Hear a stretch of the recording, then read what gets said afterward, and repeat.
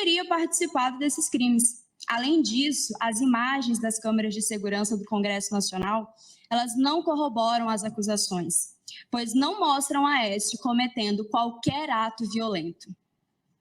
Aécio, de fato, entrou no Congresso Nacional, e isso já foi muito bem, amplamente divulgado pelas mídias. No entanto, o réu afirma no seu depoimento que somente chegou no Congresso Nacional depois das 3h30 da tarde, o que é possível ser constatado no laudo pericial do aparelho telefônico, no vídeo que foi encontrado no celular do Aécio, onde mostra ele ali na rampa do Congresso Nacional, tranquilamente com um outro senhor, e ali é possível ver pessoas transitando tranquilamente. No seu depoimento em juízo, ele ainda afirma que, ao chegar ao Congresso, havia pessoas entrando e saindo dos prédios, que havia policiais ali, mas que eles não estavam impedindo a entrada dessas pessoas. Fato que resta comprovado pelas imagens. O órgão acusatório traz em suas alegações que o conjunto probatório dos autos é capaz de comprovar a autoria por parte do denunciado, mencionando nas alegações os depoimentos das testemunhas de acusação, que, embora tenham presunção de veracidade, precisam ser analisadas em conformidade com as outras provas acostadas nos autos. Bom, assim, se faz necessário o exame dos depoimentos dos policiais e alguns fatos constatados após a análise aprofundada das imagens das câmeras de segurança do Congresso Nacional, que só foram disponibilizados para a defesa no dia 21 de julho de 2023.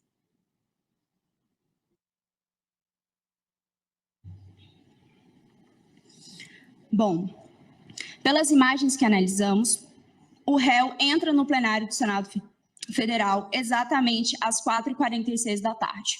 Ele está vindo do Salão Azul e, naquele momento das imagens, é possível verificar e diferenciar grupos de pessoas que estavam agressivas e grupos de pessoas que estavam pacíficas.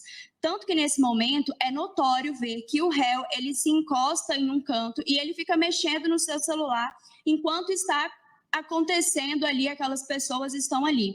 É possível ver, naquele momento, inclusive pessoas quebrando câmeras de segurança, lançando objetos.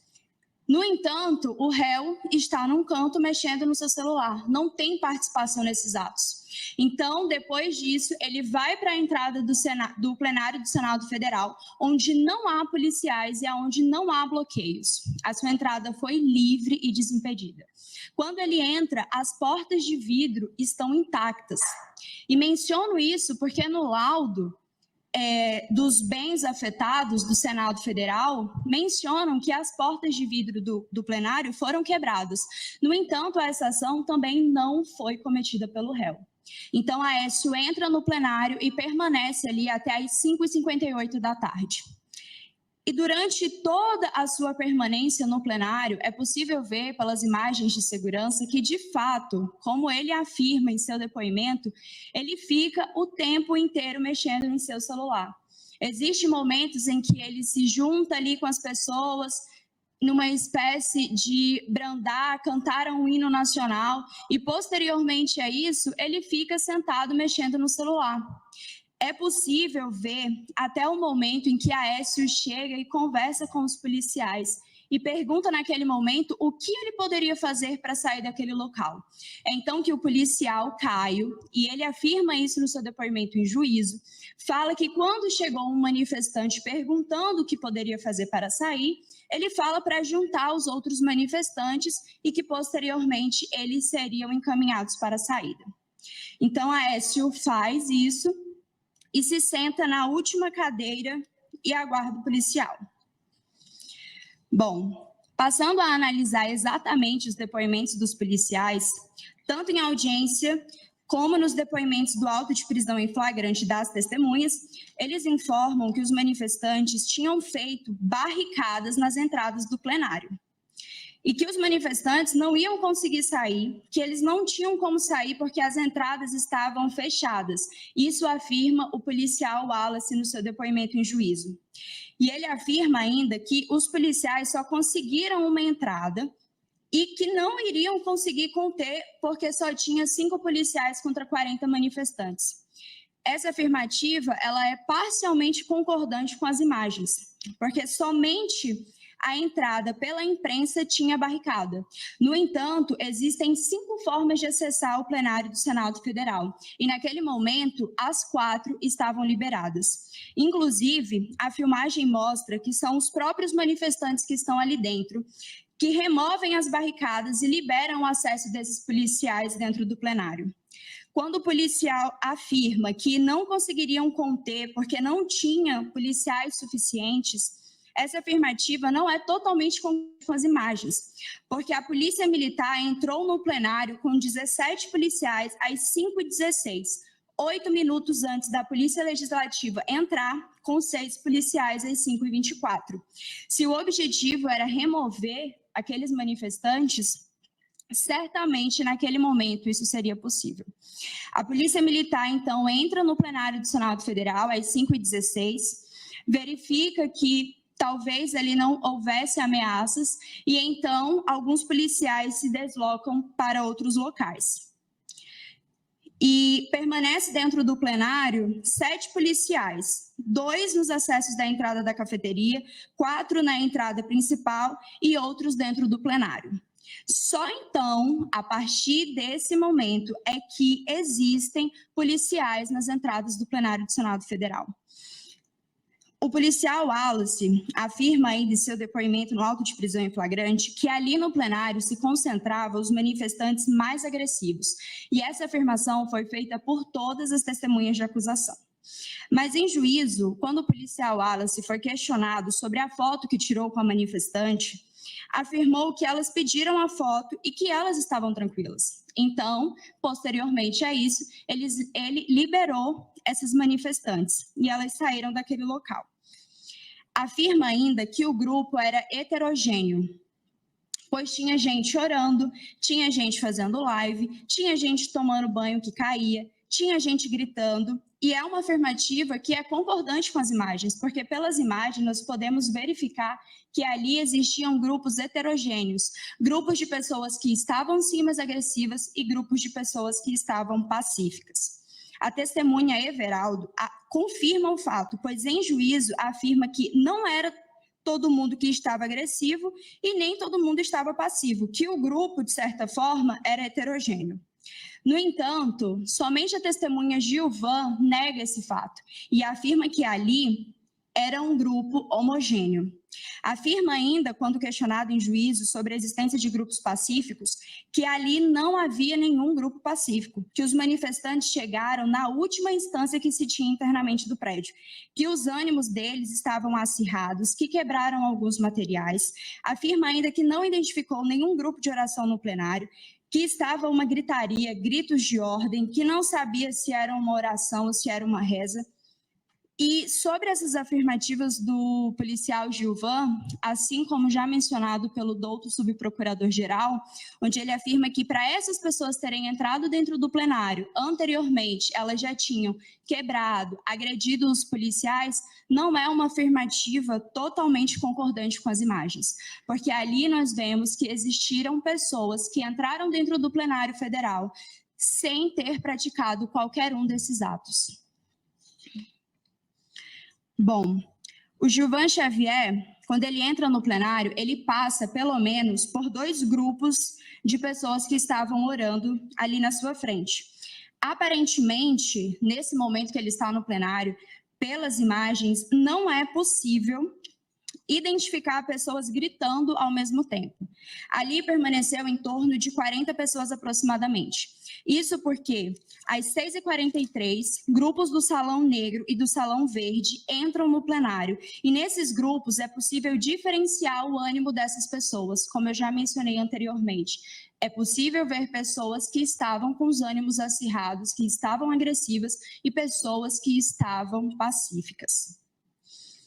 Então, às 5h da maioria desses manifestantes que entraram no plenário saem, e o policial só entra no plenário às 5h24. Ele afirma ainda que não se recorda se foram liberados os manifestantes. No entanto, 9 pessoas foram retiradas do plenário após a entrada dos policiais legislativos. Contudo, eu posso destacar nesse momento que minutos antes de retornar ao plenário pela segunda vez, o policial Xavier recebe uma ligação. E em audiência, quando questionado, ele até afirma que recebeu uma ligação do senador Rodrigo Pacheco. Então, ele recebe essa ligação nas escadarias do Salão Negro com o Salão Azul, caminha pelo Salão Negro e, ao término dessa ligação, ele retorna ao plenário às 5h50 e fala com os policiais que estão ali, parecendo que ele estava passando algum tipo de instrução. E é então, a partir desse momento, que todas as pessoas que pediram para sair, saem pelo acesso da imprensa. E todos que saem por ali são encaminhados para a delegacia do Senado Federal e, posteriormente, foram presos. É importante destacar que, neste momento, Aécio estava pronto para sair do plenário. É possível ver que, às 5h50, Aécio conversa com o policial, como falei aqui no início, e ele fica ali esperando esse policial. Então, após o policial Gilvan conversar com todos os policiais que estavam presentes, Aécio, então, é conduzido pela sala de imprensa, sem oferecer qualquer tipo de resistência, sem ser algemado, simplesmente saiu, sem nem precisar de qualquer escolta policial. E ele foi acompanhado por outros manifestantes que estavam ali. E dessa forma, como também mencionado pelo subprocurador, que o policial Gilvan, que é testemunha de acusação, afirma que deu voz de prisão para todos os manifestantes que estavam no plenário.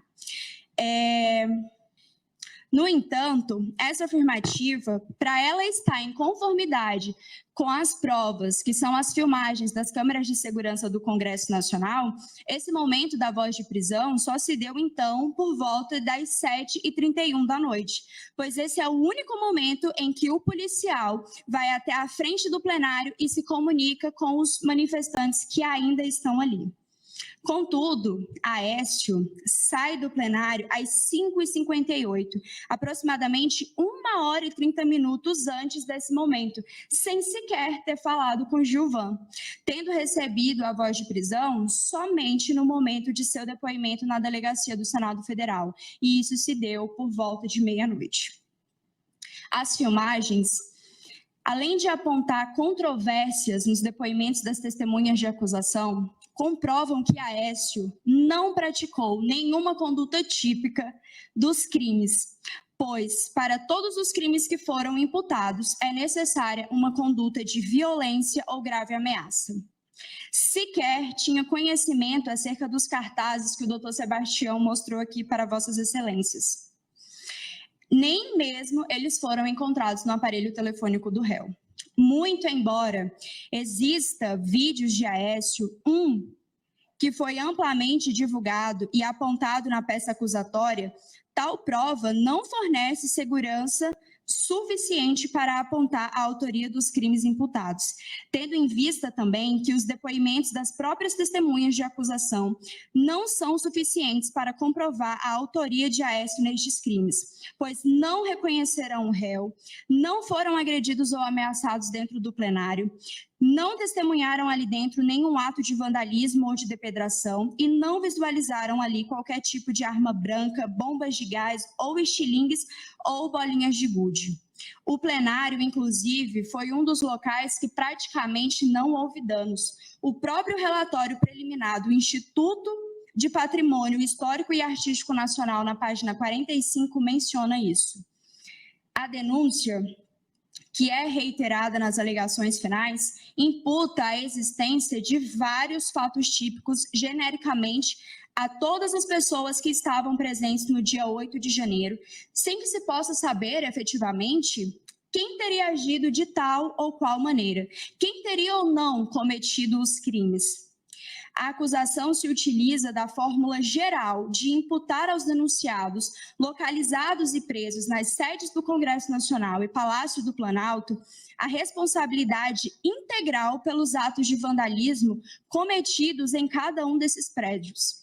destaco que as denúncias e as alegações finais ofertadas contra todos os investigados no âmbito do inquérito 4922 se diferenciam basicamente em relação aos locais em que cada grupo de denunciado foi preso e em relação aos bens destruídos em cada prédio. Como se todas as pessoas presas nessas sedes ou em suas imediações tivessem indistintamente realizado ou concorrido com dolo para a realização dos atos de vandalismo e cometido crimes pelos quais foram acusados. No sistema acusatório, quem acusa tem o ônus da prova. E as filmagens que foram solicitadas nas cotas ministeriais que acompanharam as denúncias não foram citadas nas alegações finais do subprocurador-geral da República. Tal realidade viola os princípios constitucionais da ampla defesa e do contraditório e do devido processo legal, bem como viola o fundamento da responsabilidade penal subjetiva, ensejando nulidade absoluta no processo, haja vista que um édito condenatório baseado em uma denúncia carente também peca com a falta dos mesmos requisitos. Dessa forma, o Código Penal brasileiro adota a teoria da responsabilidade penal subjetiva. Logo, a responsabilidade penal ela só pode cair em um indivíduo quando este comete uma conduta ativa ou quando deixa de fazer algo. Se não existir nenhum dos dois, não há fato típico por inexistência de conduta. A teoria finalista é clara quando dispõe que, além de uma conduta, se deve haver dolo ou culpa, não havendo qualquer um desses, inexiste fato típico. É o que nos ensina o artigo 18, especialmente em seu parágrafo único. Em um Estado que se consagra o princípio da presunção de inocência, não se pode admitir, num caso como esse, Vossas Excelências, que o dolo seja presumido, sob pena de inequívoca violação à regra do indúbio pro réu. E com a máxima vênia, além de grave, é ilegal, é injusto tentar imputar a alguém sem substrato fático nos autos a participação em crimes sem descrever o que o réu teria realizado ou como teria participado da prática específica de tais crimes. Pois, por mais que para a jurisprudência a denúncia não precise necessariamente descrever todos os detalhes minuciosamente, a instrução deve sim prover através de provas o que cada um fez ou deixou de fazer, tendo em vista o contraditório e a regra essencial de que cada indivíduo responda por um suposto crime na medida de sua culpabilidade. É o que nos ensina o artigo 29. Por fim, na instrução, ficou comprovada que a conduta do denunciado de Aécio não foi relevante para a consumação desses crimes. O próprio Ministério Público Federal, cujo qual não teve dificuldade ao acesso das imagens, poderia ter realizado uma investigação criteriosa e aprofundada com a análise das imagens das câmeras de segurança do Congresso Nacional para identificar e apontar as condutas daqueles que, em grupo ou individualmente, concorreram para a realização dos atos de vandalismo. Assim, diante do quadro probatório colhido nos autos, verifica-se que não há provas suficientes aptas a demonstrar que o acusado teria participado ou cometido os crimes imputados a ele, merecendo ser absolvido com base nas disposições previstas no artigo 386, incisos 5 e 7 do Código de Processo Penal. Posto isso, e diante a ausência da individualização das condutas imputadas na acusação e diante da falta de provas contra Aécio, não resta outra alternativa senão a absolvição do réu. E nesta oportunidade, agradeço a atenção de Vossas Excelências e passo a palavra para o doutor Sebastião. Obrigada. Agradeço à doutora Juliana e concedo a palavra ao doutor Sebastião. Ainda 10 minutos, doutor Sebastião. Agradeço, senhora presidente, mas se precisar mais um minutinho, né, que eu precisei usar alguns para me defender, não é? Aí eu peço a vossa lei, mas vou tentar ficar dentro do tempo. Senhora presidente, senhores ministros, eu quero tratar agora do artigo 286 do Código Penal e tratar do núcleo das autoridades responsáveis por omissão imprópria trazendo a denúncia. Vou tomar a sua água mesmo, né? Senhores ministros, os acampamentos em Brasília e no Brasil todo, todas aquelas pessoas que participaram, inclusive os que estão aqui denunciados, receberam a anuência tácita dos poderes da República. Todos. Os acampamentos da denúncia que, pelo menos de outubro de 2022, em Brasília, sob a responsabilidade, na área de responsabilidade do Comando Militar do Planalto, do senhor general Dutra, aquele mesmo que foi na Câmara Legislativa dizer: eu coloquei aqueles bobos todos dentro do ônibus para levar para a Polícia Federal. Não tomou providência. Era sua responsabilidade, se era uma área militar, e todas as unidades são da sua responsabilidade. No dia 11 de novembro, os comandantes da Marinha, do Exército e da Aeronáutica fizeram uma nota pública dizendo da necessidade de respeito, mas nessa nota colocaram uma transcrição, não citaram o artigo, mas colocaram a transcrição do artigo 359, letra T do Código Penal, onde diz que crítica aos poderes da República não constitui crime. Portanto, os comandantes militares disseram: permaneçam onde estão, que não acontece nada. Sinais dados para essas pessoas. Mas, no dia 12 de dezembro, houve a prisão do cacique Sererê, uma prisão desastrosa, porque o povo estava na rua, mas toda aquela depredação que houve foi em razão da polícia ter prendido o cacique no meio da multidão. E incêndio, depredações, tudo visto por todos. Qual a providência do Comando Militar do Planalto? Nenhuma para retirar aquelas pessoas. Vamos à frente. 28 e 30 de dezembro, o senhor presidente da República, Jair Bolsonaro, nomeia novos comandantes da Marinha, Exército e Aeronáutica a pedido do novo governo que iria assumir dia 1º de janeiro. Qual a providência que esses militares comandantes tomaram? Nenhuma. Nenhuma. Podiam ter dito: aquela nota valia para os comandantes anteriores, mas hoje não vale. A omissão dessas autoridades, dizendo: permaneçam nos acampamentos, vocês estão acobertados, aqui está o braço forte, é a mão amiga. Essa foi a mensagem que passou. E agora todo mundo quer se focar nesses miseráveis que de boa fé estão respondendo esses processos. Dia 12 ainda, o ministro Flávio Dino, Justiça e Segurança Pública, não tinha ainda assumido mais o Ministério da Justiça, mas agiu como se já fosse o ministro e disse: isso acabou dia 1º de janeiro, tudo isso acaba. Qual a providência que ele tomou para o dia 1º de janeiro tirar essas pessoas do acampamento? Nenhuma. O ministro da Defesa, Zé Múcio, disse: deixa aí os acampamentos, até parentes eu tenho lá, isso vai se desenvolvendo sozinho mesmo.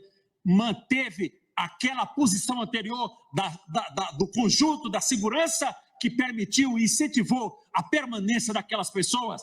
Nós vamos para frente. O Ministério Público, que hoje vem aqui fazer essa acusação, omisso, porque sabendo que crimes estavam cometidos nesses acampamentos, não tomou a devida providência. Por que não foi ou não fez? Agora vem pedir 100 milhões de indenização de dano coletivo, numa tentativa de intimidar, a dizer que todas essas pessoas denunciadas, que estão presas, e as que também não estão presas, todo o sacrifício da vida vai ser levado para a lata do lixo, ralo abaixo, porque vai ter que solidariamente entrar com 100 milhões de reais para dano coletivo. Qual a coletividade que foi prejudicada? Qual lado foi prejudicado? É um lado que foi prejudicado? É isso que nós temos aqui? Eu vou mais.